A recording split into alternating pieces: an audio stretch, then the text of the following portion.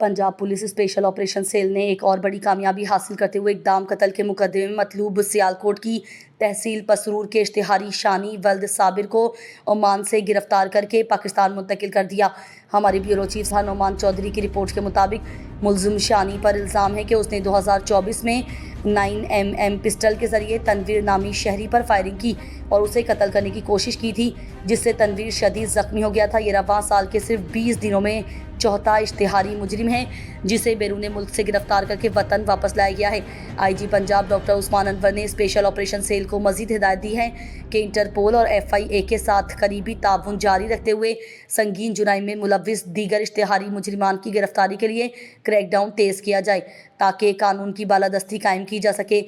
Punjab police की इस कामयाबी को अवामी और कानूनी हलकों में भरपूर पजीराई मिल रही है और ये कानून नाफिज करने वाले इदारों की मुस्तैदी का वाज़ेह सबूत है।